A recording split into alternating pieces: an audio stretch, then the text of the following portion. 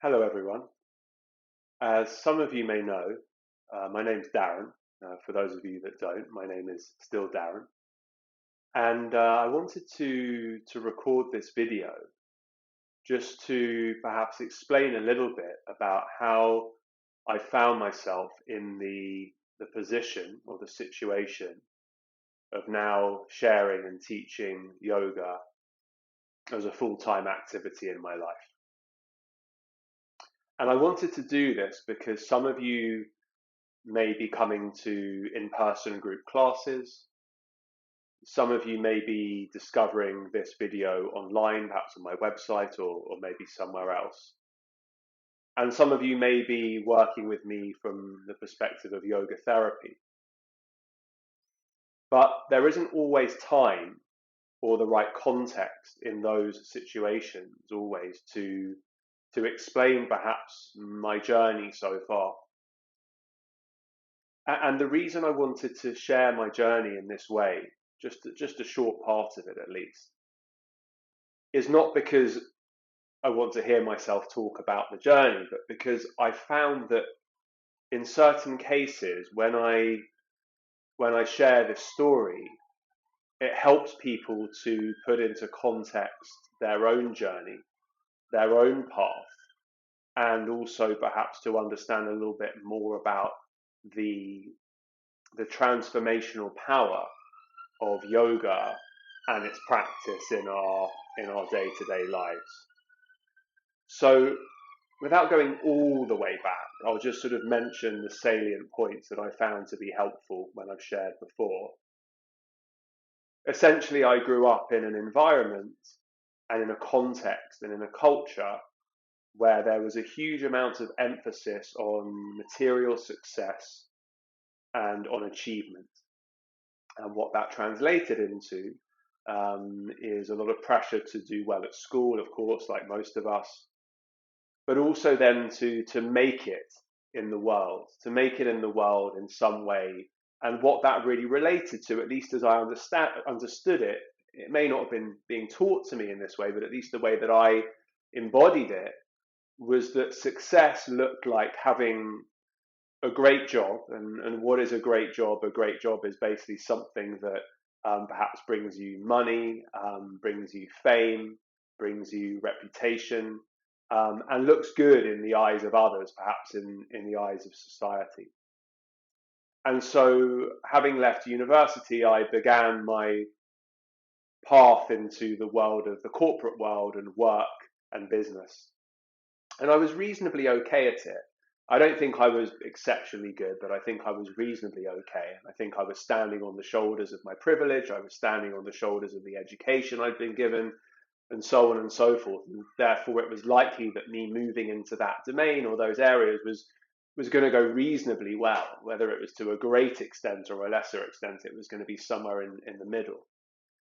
And what I found was that at first I got a lot of buzz, I got a lot of energy, I got a lot of excitement from being involved in the world of business and finding myself to be relatively eloquent at expressing ideas in business and so on and so forth. And I enjoyed the travel and I enjoyed, going to meetings and strategizing and so on and so forth. But gradually over time, perhaps usually within a year or two of starting a job or some new venture or whatever it might be, I just found myself getting restless. I found myself getting bored. I found myself becoming or feeling dissatisfied. And of course, at that point, my only reference for how we satisfy ourselves in life was that obviously something was wrong with my material circumstances. There must have been something wrong with the job I was doing or the company I was working for or the country I was living in. And so I would, at regular intervals, I would reset, rejig, usually go away and travel for a couple of months just to get away. And then I'd come back to start a new job, whatever that might be.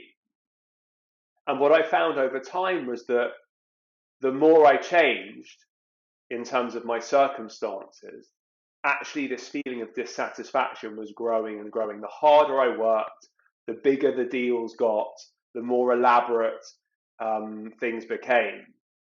I started to find that work felt challenging and full of effort and full of grind.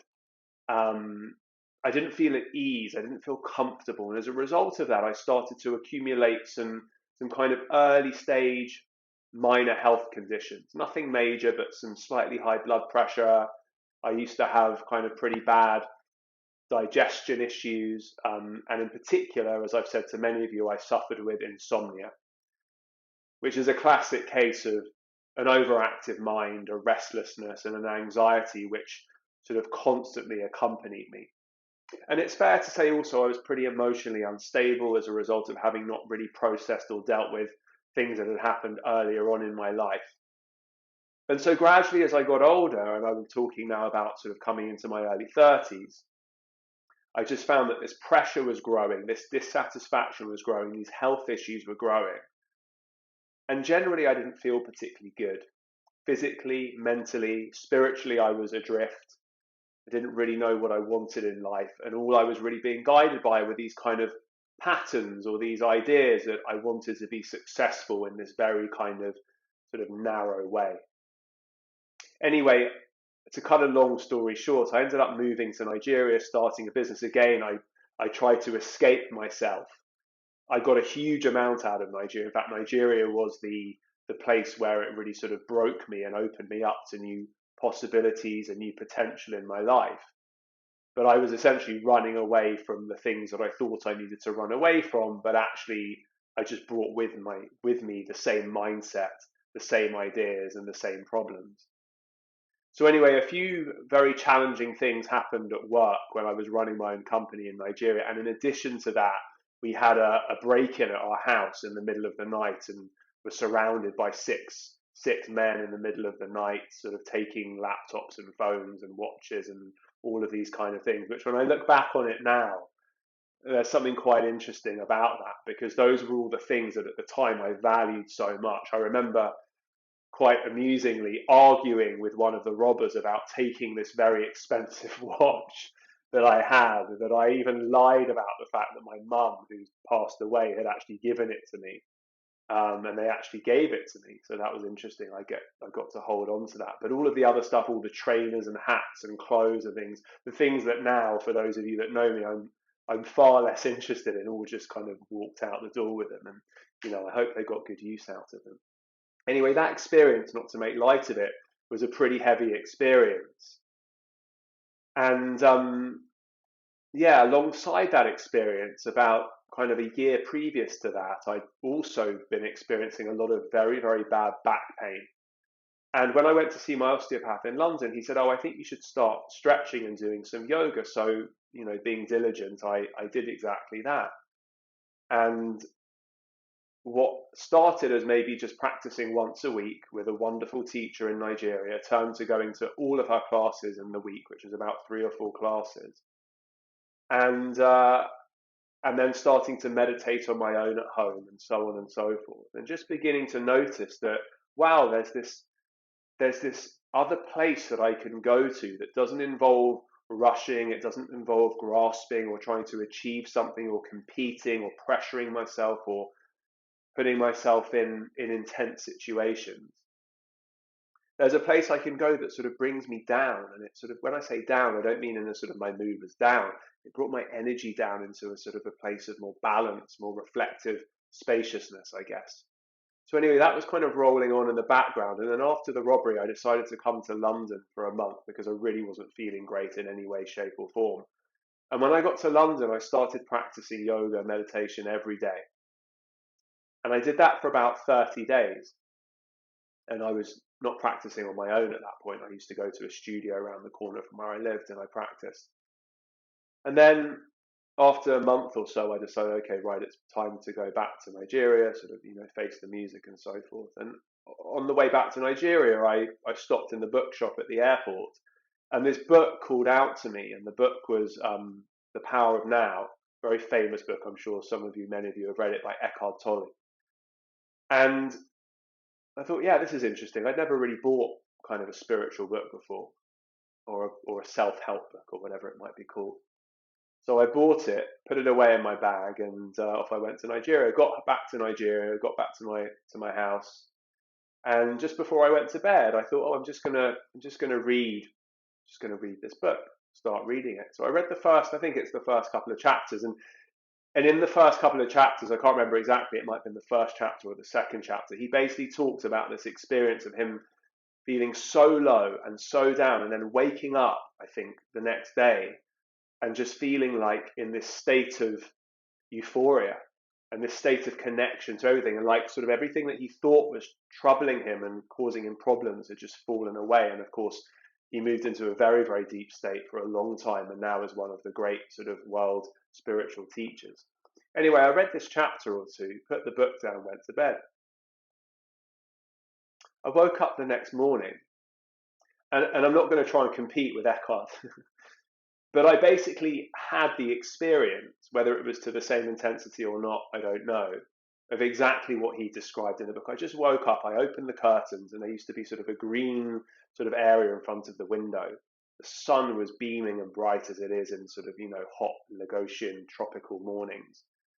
And I just looked out the window and I nearly started crying just with the joy and the beauty that I beheld in front of my eyes. And there was just this feeling that whatever had been bothering me, whatever had been confining me, whatever had been stressing me, had just fallen away, almost like a gown, if you just sort of took it off the shoulders, would just drape down onto the ground and leave the body.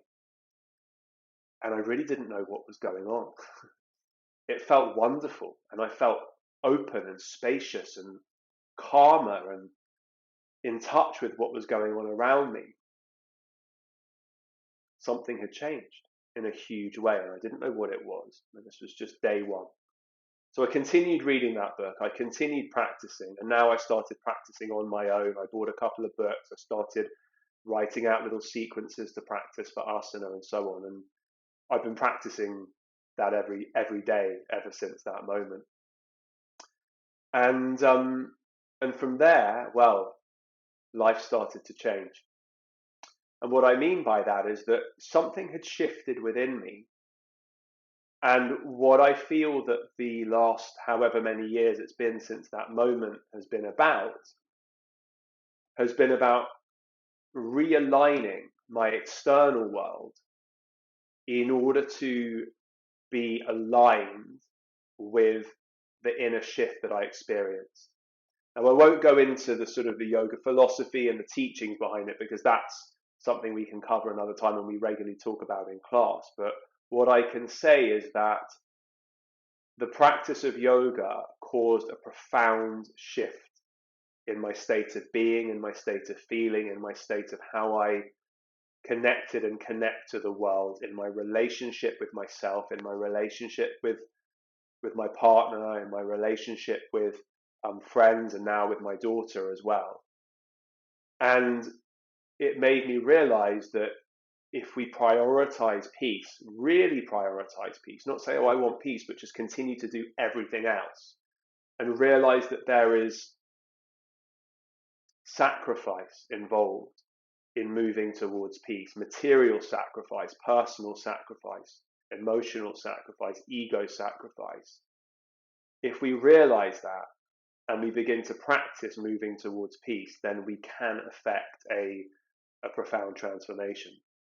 So that was probably the middle of the year. And I just got deeper and deeper into practicing, deeper and deeper into meditation, making it much more part of my life. I think I changed my diet. I started to go out much less. I just started to be a bit less social, not in an antisocial way, not like I don't want to see anyone, in the sense that I didn't want to see those people, but I just needed the solitude and the space to sort of process and to be with all of these new feelings and sensations and spaciousness that was arising. And then towards the end of that year, as I'd said, I was very, very stressed with work, and we'd lost a major client.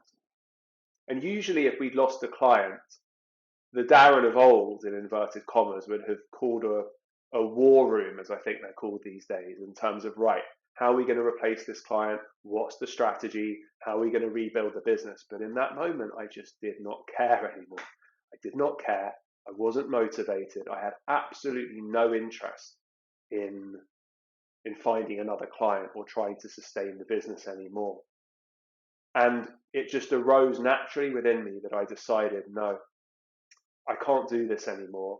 And it's not fair to the people around me to pretend that I want to do this, because I'm not going to give it my all. And within the space of a few months, I decided, helped by circumstance of losing this client, to close down the business, to resettle the people that were working for our business with other companies and so on, and clients. And by December of that year, everything had come to an end in terms of business. And then by April of the following year, I was in India, I was in the Himalayas, and I was doing a 200-hour teacher training. Not because I, at that point, thought that I wanted to become a teacher of yoga, but just because I wanted to deepen my practice. And I'd had this kind of feeling within me, this calling to India, this calling towards yoga. I've been reading the text, I've been reading philosophy, I've been reading from some of the great teachers, past and present. And I was just pulled in that direction. And my partner just said, look, you've got to go and do it, stop talking about it, just go. And off I went. And halfway through the course, something just spoke to me. I think it was the first time that we had the opportunity to practice teaching other people. And I did it, and I went back to my room, and I just remember journaling. I still have the little book that I was writing in. Today I discovered that I'm going to be a teacher of yoga. Maybe not a very good one, but I'm going to do this. I've never felt the way I felt when I stood up to speak in front of the people and to guide them through some basic sort of movement and flow and breath. And I just realized in that moment, that's what I was going to do. That's what I needed to do. And when I told my partner, my friends, they were somewhat shocked. And of course, this would require a huge shift, because for the whole of my life, I've been chasing the dream. I've been chasing the money. I've been chasing the fame and all of this achievement. And it's not to say that one can't achieve things in terms of yoga. And of course, we bring our patterns, but there was a definite letting go of a different type of life at that moment. And so after that course, I'd spent a few months in India traveling around with my partner, learning more and more about the culture of yoga, the practice of yoga, the practice of meditation, visiting kind of holy and sacred places. And then I came back to Nigeria, and then things just flowed, and I started teaching, and I started to work individually with people. And as they say, the rest brings us to the present moment. And it's worth just mentioning a couple more things before I close this talk, which has ended up being a bit longer than I planned. But after I did that initial 200-hour teacher training, I went to a place called Rishikesh in the foothills of the Himalayas. And there was a wonderful bookshop there. In fact, it's probably the first yoga bookshop I ever discovered. And I was just like, a child in a toy store. And I came across a couple of books about this great yogi who had since passed away in the late 80s. For the first time, I was coming across his name, Sri T. Krishnamacharya. And you can actually see him behind me, his picture.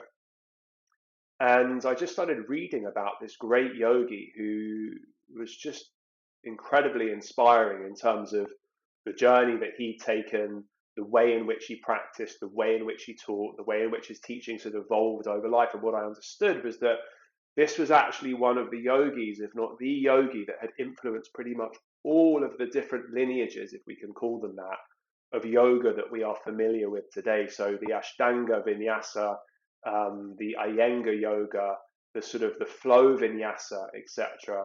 And even the way, to a great extent, of the Hatha yoga, the physical practice is being presented, really all sort of led back to him. But the other thing, more than even that really captured my imagination, learning about Sri Krishnamacharya, was that he was a yoga therapist. He was a healer.